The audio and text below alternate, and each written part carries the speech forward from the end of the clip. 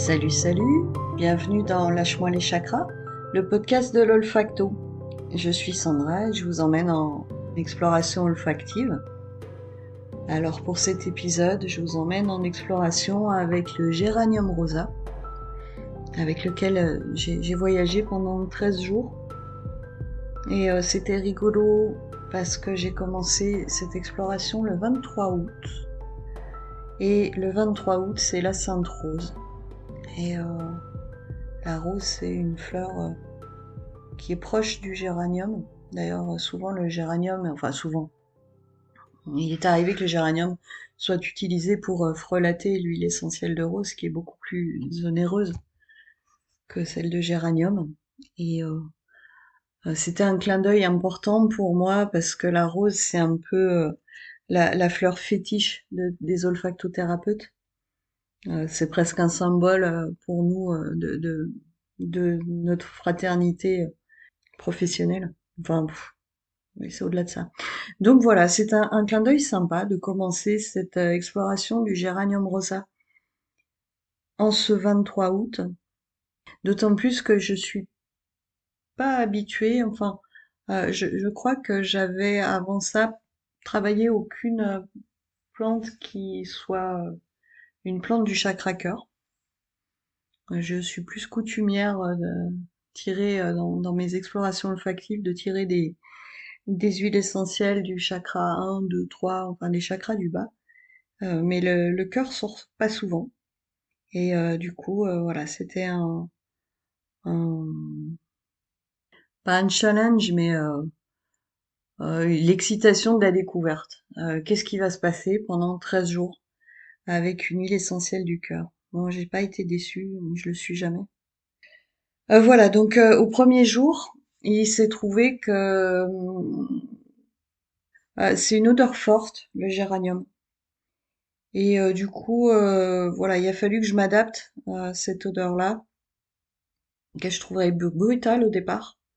Et puis tout d'un coup, il y a comme une transformation, elle est devenue sucrée, beaucoup plus facile. Voilà, elle est devenue plus fraîche. Bon, après, voilà, j'ai eu toute une exploration sur comment j'arrivais à la faire voyager dans mon corps, où est-ce que je la sentais, dans quels espaces du corps elle allait se loger, et sans surprise, elle allait vraiment travailler dans l'espace du corps.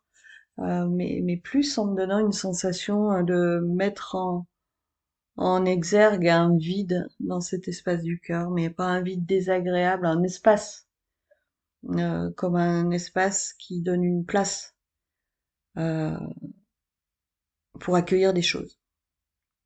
Ça m'a donné la sensation que cette plante travaillait sur la guérison de l'espace du cœur, comme la sensation que c'était plus grand à l'intérieur. Et ça, c'est quelque chose sur lequel je pourrais revenir. Qu'elle apportait une ouverture, une invitation à aimer le corps et à être dans la confiance.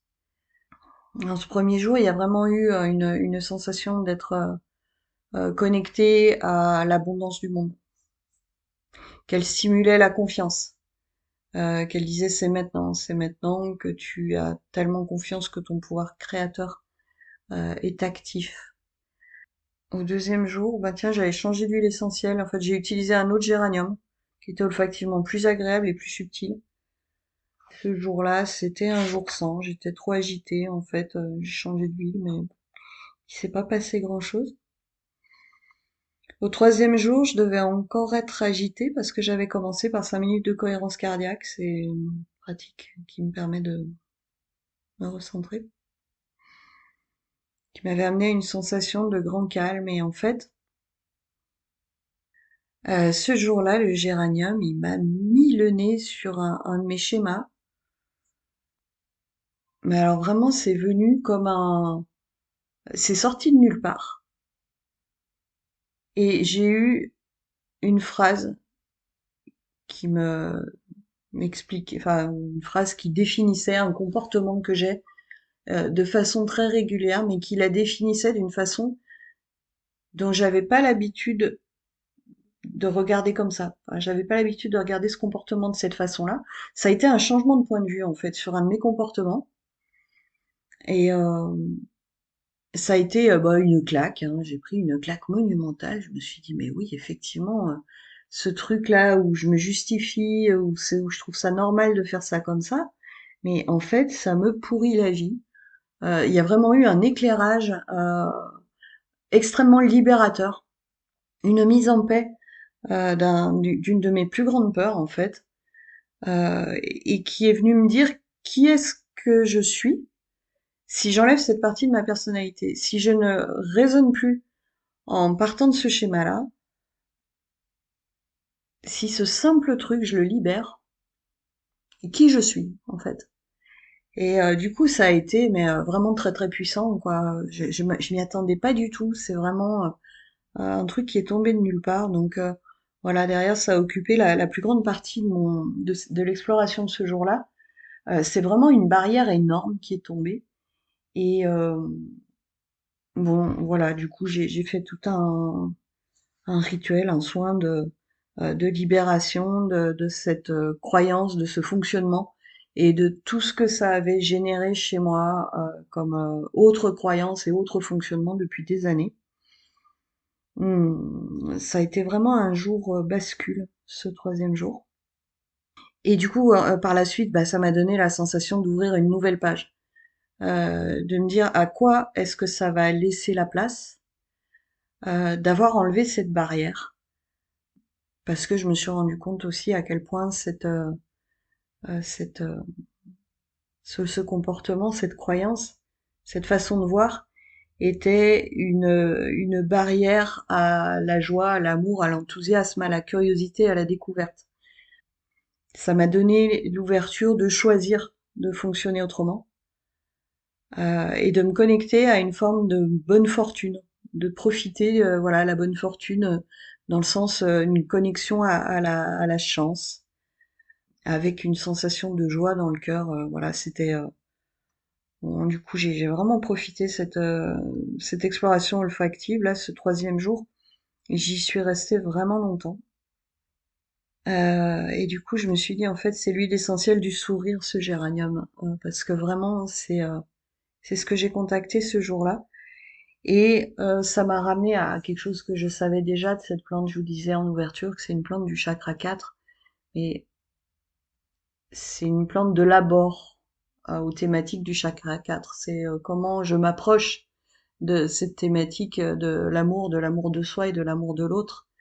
Et bah, c'est Gilles Fournier, notre formateur en olfacto, qui a coutume de dire que le géranium, c'est le marchepied vers le chakra 4. Et en fait, au troisième jour, ce que ça m'a fait vivre, je me suis dit, mais en fait, il me fait tomber les barrières à l'amour. Il y a une citation, je sais plus de qui elle est, je sais plus comment elle est exactement, j'aurais dû la chercher avant de commencer à enregistrer, mais bon, voilà, qui dit que le travail, ce n'est pas tant de trouver l'amour, mais d'enlever toutes les barrières qu'on a mis entre lui et nous. Et là, c'est vraiment la sensation que j'ai eue, c'est qu'il y a une barrière qui est tombée de cet ordre-là. Bref, c'était hyper chouette. Je vous souhaite de vivre des trucs comme ça. Alors, au quatrième jour, bon, moi, j'étais dans un jour sans. Voilà, j'ai noté que c'était l'après-midi. Bon, j'ai intégré la croyance que l'après-midi, c'est pas un bon jour pour moi pour faire des explorations. Et du coup, ce jour-là, ça ne l'était pas. Le cinquième jour, j'étais bien avec mon odeur, je la trouvais super agréable. J'y trouvais presque de la banane dans mon odeur de géranium. Et là, elle m'a ramené à mon mental bavard. Et je me disais, est-ce que ce mental finalement qui me torture, c'est pas aussi une de ces fameuses barrières? Parce que quand ça s'arrête, notamment quand je suis en méditation olfactive, il y a des sensations d'ouverture, de connexion vraiment très très intéressantes. C'est comme fleurir de l'intérieur en fait, quand ce mental se tait et que tout d'un coup il y a cette ouverture qui se fait par cette ouverture de conscience. Il y a vraiment cette notion de d'épanouissement intérieur, de fleurissement. Et du coup, voilà, la cinquième journée a tourné autour de ça. Le sixième jour, je l'ai commencé en ayant beaucoup de sensations au niveau du sixième chakra. Et à nouveau cette sensation d'ouverture et de d'épanouissement d'intérieur, de joie. Et là, j'ai eu comme un... Alors, comment expliquer ça? J'ai eu la sensation d'être accompagnée pendant ce 6e jour. C'est une chose qui est perturbante pour moi. Euh, ces sensations de pas être toute seule. Mais là, en l'occurrence, voilà, c'était très agréable. J'ai eu la sensation d'être accompagnée, d'être challengée. En fait, il y a eu un dialogue intérieur qui était d'un ordre différent de ce qu'il est d'habitude et qui était un dialogue de réassurance. De rien n'a d'importance, mais pas dans le sens à quoi bon. Là, c'était rien n'a d'importance parce que tout est juste. Une sensation de grande protection. Alors, pas de l'ordre de ce que j'ai eu avec Férule et Galbanum, d'une protection qui est évidente, qui est au-delà de ça. Bon, voilà, c'était une journée très forte, qui a duré longtemps aussi, hein. Je peux difficilement vous en dire plus parce que c'est un dialogue où j'ai noté, j'en ai 4 pages, mais je ne souhaite pas partager le détail de ça. Comme je vous le dis souvent, l'exploration olfactive nous emmène à des choses intimes. Mais voilà, vous devrez me croire sur parole sur le fait que c'était fort et puissant. Bref, il y avait une chose qui m'a fait rire où ça disait dans ce dialogue que la vie est un signe. Il n'y a pas de signe à chercher parce que la vie en elle-même est un signe et que quand on atteint ce niveau de confiance, il n'y a ni signe ni confirmation à chercher. C'est que simplement le déroulement de la vie devant nous est un signe en lui-même. Euh, et du coup, c'était chouette. Bon, bref, au 7e jour, j'ai eu à nouveau cette sensation de travail au niveau du 4e chakra, d'huile qui soigne, qui remplit, qui donne une sensation de simplicité. Voilà, l'exploration olfactive ce jour-là, c'était pas une exploration, c'était simplement être posé à l'intérieur de moi-même, avec les sensations physiques que l'huile essentielle générait, et simplement sentir cette joie que le géranium active, et profiter de la beauté de cette odeur, de la beauté de cette joie, de la confiance absolue qui émanait de cette simple sensation physique. C'était vraiment très ancré dans le corps. Au 8e jour, il s'est pas passé grand-chose. Du coup, j'ai tiré une carte je sais plus comment il s'appelle ça. C'est un tarot avec les lettres hébraïques.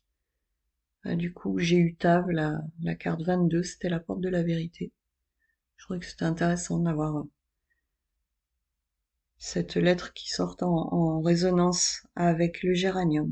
Le 9e jour, c'était le 31 août, c'était la pleine lune. Du coup, enfin, c'est pas forcément lié, mais ce jour-là, c'était aussi un jour où j'avais du mal à me mettre dans mon centre.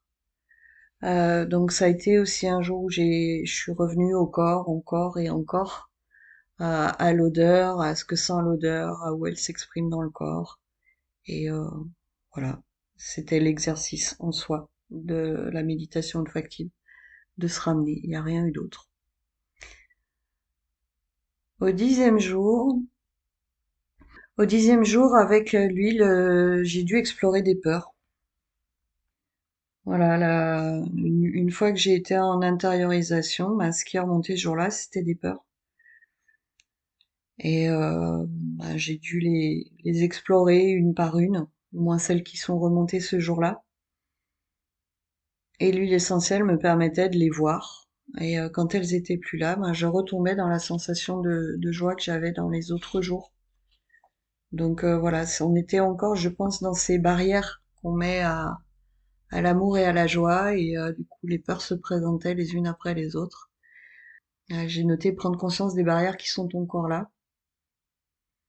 Et que c'était encore la même croyance que j'avais travaillée au troisième jour qui revenait se présenter sous d'autres formes. C'était un peu le plat qui repasse, quoi. Est-ce que t'as bien compris ce qu'on t'a raconté il y a quelques jours? Et du coup, est-ce que tu le laisses revenir sous une autre forme ou est-ce que tu le vois quand maintenant quand ça arrive? Du coup, c'était intéressant. J'ai vu les difficultés que j'avais à lâcher le besoin de sécurité, à lâcher le besoin de me sentir guidée, de me sentir accompagnée ou qu'on me dise oui c'est juste ce que tu fais, c'est bien. La difficulté qu'on peut tous avoir à certains moments à faire confiance au maître intérieur et voilà, à pas avoir besoin de validation quand on est face à nos peurs et à nos insécurités personnelles. Le besoin de construire une certitude intérieure. Je pense profondément que l'huile essentielle de géranium est une huile qui nous connecte à notre chance, un peu comme comment ça s'appelle dans Harry Potter, le Félix Felicitas, cette potion dorée là qui lui permet d'être dans une confiance totale et du coup il a une chance insolente. Et en fait c'est ce que je sentais dans ce jour-là, dans cette espèce de dialogue, enfin de bipolarité où je sentais d'un côté mes peurs et d'un autre côté comment c'était quand elles étaient pas là. Et je sentais que quand elles étaient pas là, il y avait voilà une possibilité d'être connecté à une chance voilà insolente. Bon, c'était drôle. Des fois, je me dis que je suis un peu que je suis un peu dingue quand même quand je fais ces choses-là, mais je m'amuse comme une enfant en fait. Je recontacte des parts de moi enfin voilà, l'exploration olfactive, ça me met en joie. Et donc voilà, ce jour-là, je déconstruisais ce qui m'empêchait d'avoir la certitude de mériter une chance de l'ordre de la bonne étoile. C'était ça. Donc derrière, j'ai écrit toute une série d'affirmations. J'ai bien joué encore ce jour-là.